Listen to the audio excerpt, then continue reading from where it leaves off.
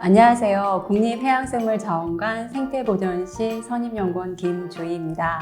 오늘은 해조류의 특징, 유용성에 대해서 소개해드리고자 합니다. 그럼 해조류란 무엇일까요? 해조류는 광합성을 하는 1차 생산자로서 해양생물의 먹이, 산소 및 서식처를 제공합니다. 해조류는 크기에 따라 미세조류, 거대조류로 나뉠 수 있는데요. 미세조류는 현미경으로만 관찰이 가능한 작은 크기의 생물로 식물성 플랑크톤이 여기에 속합니다. 반면 거대조류는 우리가 아는 김, 미역, 다시마와 같이 눈으로 확인이 가능한 다세포성의 해조류를 말합니다. 오늘은 이 거대조류의 해조류에 대해서 말씀드리고자 합니다. 해조류는 독특한 색소체를 가지고 있는데요.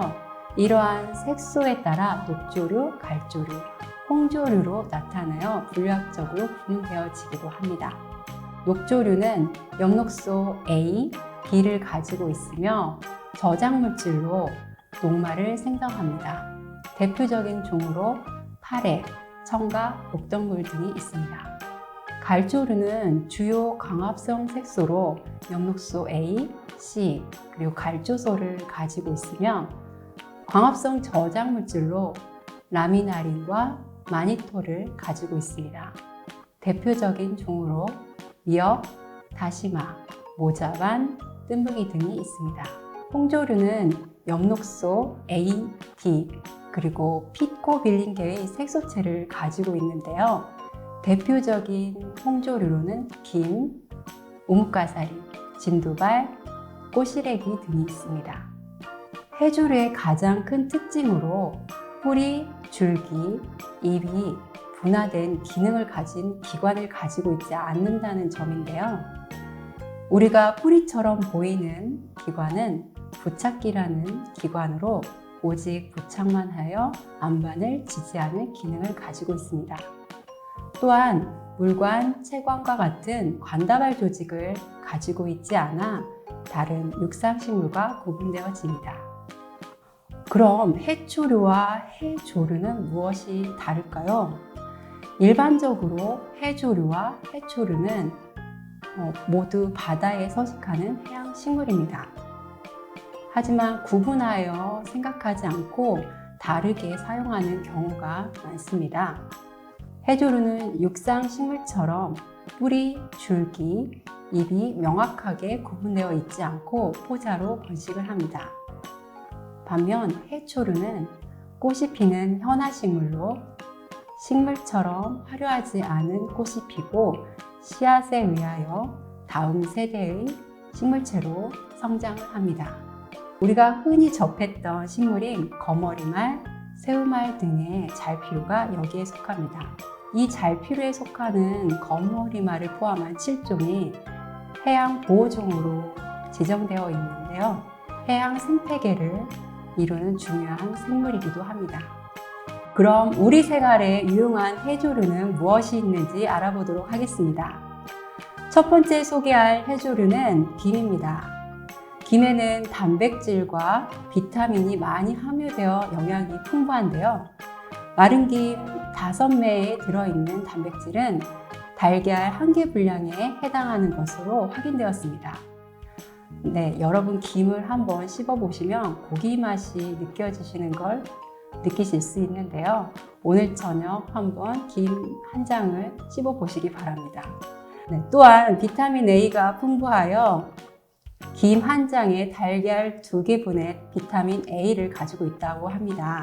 우리 민속에 정월대보름에 밥을 김에 싸서 먹으면 눈이 밝아진다는 속설이 있는데 김에 비타민 A가 풍부한 것으로 보아 타당성이 있어 보입니다. 김은 홍조류, 보라털과에 속하는 해조류로 조간대 상부에 서식하여 건조에 상당히 강하고 예로부터 양식에 사용되어졌는데요. 김의 엽상체를 보면 우리가 생각하듯이 반듯한 사각형의 모양이 아닌 것을 볼 수 있습니다. 네, 화면에서 보시는 바와 같이 잎사귀 모양, 피침형의 모양, 그리고 둥근 모양으로 형태가 다른데요. 최근에는 변종, 품종이 많이 발달하여 유전자 분석에 의해서 김을 구분하기도 합니다. 김은 우리나라에서 해외로 수출되는 효자 상품이기도 하는데요. 지난해에는 참치를 제치고 1위를 하는 등 경제적 가치가 상당히 높은 종으로 우리 생활에 이로움을 줄 것으로 판단이 되어집니다. 다음으로 많이 먹는 다시마를 소개하도록 하겠습니다. 다시마는 미역과 마찬가지로 알긴산과 섬유질이 많아 다이어트 식품으로 각광받고 있습니다. 한대, 아한대 연안에 분포하는 한해성 생물로 저조성 붉은의 안반에 서식을 합니다. 다시마는 길이 1.5에서 3.5m로 제법 큰 바다 해조류입니다. 다시마와 미역에 구분하기 어려워하시는 분이 계신데요. 다시마는 미역과 달리 2년에서 4년생의 다년생 해조류로 따라서 미역보다 더 굵고 두껍습니다.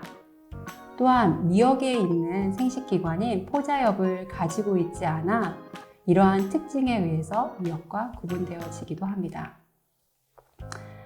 다시마는 혈압을 낮추고 염분을 감소시키는 성인병 예방 그리고 장수식품으로 알려져 있는데요. 유산균으로 발효한 다시마 추출물은 억제성 신경정달 물질인 GABA가 많이 함유되어 있어 뇌 혈류 개선, 산소 공급 증가, 뇌세포 촉진, 스트레스 해소, 기억력 증진 등 치매 예방에 효과적입니다. 다음으로 소개해드릴 해조류는 우뭇가사리입니다. 우뭇가사리 하면 우물을 떠올리게 되는데요. 실제로 우뭇가사리는 묵으로 이용되는 해조류입니다. 우뭇가사리는 엽채 자체를 섭취하기에는 상당히 질긴 특성 때문입니다. 이러한 특징을 이용하여 우뭇가사리가 다른 종과 구분될 수 있는 방법이 있습니다. 그것은 엽채를 위, 아래를 자꾸 잡아당겨보는 것인데요. 이렇게 잡아당겼을 때 끊어지지 않고 결따라 찢어졌을 경우 이 종은 우뭇가사리입니다. 그렇지 않다면 우뭇가사리가 아닐 가능성이 높습니다. 우뭇가사리는 한천의 주 원료로 식이섬유가 풍부하여 칼로리가 낮기 때문에 다이어트 식품으로 각광받고 있는데요. 미네랄, 요오드, 칼륨 등이 풍부하여 혈액순환을 돕고 고혈압 예방에 효과적입니다. 다만 찬 성진이 있으므로 아랫배가 차가우거나 소화력이 좋지 않은 사람은 주의해서 섭취하여야만 합니다. 우뭇가사리는 한천 말고도 종이류도 이용이 가능한데요. 엽채의 질긴 성분을 이용하여 사람들은 종이를 만들었습니다. 종이의 질은 상당히 고급 종이에 해당한다고 합니다. 또한 마스크팩에 응용하여 이용하기도 하였는데요. 앞으로 우리 생활에 도움이 되는 해조류로 기대해도 좋을 것 같습니다. 다음으로 소개해드릴 종은 청각입니다. 청각은 풀청에 뿔각을 사용하는데 사슴뿔을 닮아서 청각이라는 이름이 지어졌다고 합니다. 우리나라에서는 청각은 김치에 많이 사용하는데요. 김치를 씌어지지 않게 하여 많이 이용한다고 합니다. 청각은 비타민과 무기질이 풍부하고 성인병 및 비만을 방지하는 식품으로 각광받고 있는데요. 청각의 성질이 차고 독이 없어 예부터 열기를 내리는 해열식품으로 많이 사용하였다고 합니다. 또한 청각은 박테리아 성장을 억제하는 항균 물질을 함유하고 있어 식용, 구충제로도 이용되었다고 합니다. 그 밖에 항혈소판, 항혈액응고, 혈전 용해제 등의 생리활성 물질을 함유하고 있습니다. 따라서 약학, 생화학, 의학 분야에서 다양하게 응용될 수 있는 유용 해조류로서 산업적 가치가 매우 기대됩니다. 다음으로 소개해드릴 해조류는 옥덩굴입니다. 옥덩굴은 화려한 색채뿐만 아니라 구슬이 알알이 박혀있는 아름다운 형태 때문에 외국에서는 바다포도로 고급 호텔 레스토랑의 샐러드로 많이 이용되어 왔습니다. 그러나 실제로 국외에서 불려지는 바다포도는 우리나라의 옥덩굴과는 다른 종입니다.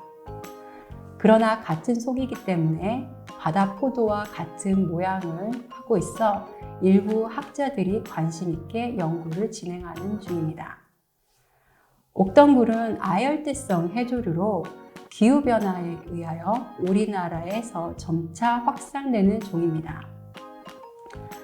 옥덩굴의 특징은 재생 효과가 탁월한데요. 어느 부위를 잘라도 생장하는 특징을 가지고 있습니다. 우리 자원관에서는 이러한 재생 특징을 이용하여 2019년 어린이 교구인 옥덩굴 기르기 배양 키트를 시제품으로 제작하기도 하였는데요. 이렇게 다양한 연구를 시도하고 있습니다. 앞으로 학술적, 경제적 가치가 높은 종으로 기대되어지는 생물이기도 합니다. 네, 다음으로 소개해드릴 생물은 뜸부기입니다. 뜸부기는 노래로 유명한 새로 생각하기 쉽지만 동일한 이름을 가진 다른 생물입니다. 뜸부기는 갈조류로 서남해안 조간대에서 서식하는 종으로 식용 또는 알긴산, 후코이단의 원료로 사용되어지기도 하는데요. 우리나라에서는 많이 서식되어 있는 종이었으나 최근 기후변화, 환경오염, 그리고 매립 등에 의해서 점차 줄어드는 종으로 확인되어지고 있습니다. 앞으로 우리가 보호해야 할 생물로 판단되어집니다. 이 종은 8월 1일부터 9월 30일까지 포획 채취가 금지되어 있는 종이기 때문에 채취 시 주의가 필요한 종이기도 합니다. 네, 참고로 이 종은 식용하기도 하지만 후코이단, 알긴산 등의 유용성 물질이 함유되어 있어 간 기능 개선에 효과적이고 항당뇨 물질을 함유하는 것으로 확인되었습니다. 식품, 의약품으로 활용될 가능성이 매우 높은 종이기도 합니다. 네, 다음으로 소개할 종은 감태입니다. 감태는 갈조류에 속하는 다년생의 해조류로 남해안, 제주도에 주로 분포하는 해조류입니다. 우리가 알고 있는 초록색의 해조류가 감태로 알려져 있는데요. 실제로 그 감태는 감태가 아닌 가시파래의 종류입니다. 진짜 감태는 미역과 흡사한 모습의 종이죠. 이 종은 생태계를 보관하는 바다숲을 조성하는데 다시마와 모자바원과 함께 사용되는 종이기도 합니다. 이 종이 주목받게 된 것은 생리활성 물질 때문인데요. 감태에는 항염, 항산화, 항균 기능이 탁월하여 감태 추출물을 이용한 건강 기능성 식품, 화장품, 의약품 등에 많이 사용되어 산업적으로 매우 유용한 생물입니다. 네, 마지막으로 진두발을 소개해 드릴 텐데요. 진두발은 붉은색을 띠는 돌가사리과의 해조류로 조간대에 많이 분포하고 우리나라 전 연안에 분포하는 종입니다. 호료, 카라기나는 열수 추출물로 얻어지는 다당류 중 하나로 색소 및 계라작용을 거쳐 식품의 점착성 및 점도를 증가시키기 위한 첨가물로 사용되어지기도 합니다. 또한 화장품으로 이용이 되어져 산업적 가치가 매우 높은 종입니다.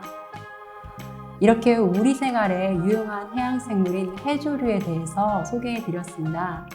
미래 가득 우리 바다 생물 해조류를 더욱 체계적으로 관리하고 미래 유망 사업인 해양 바이오 산업 활성화를 위해 우리 국립해양생물자원관이 함께하고 있으니 많은 관심과 사랑 부탁드리겠습니다. 그럼 이것으로 미래 가득 우리 바다 생물 해조류 편을 마치도록 하겠습니다. 감사합니다.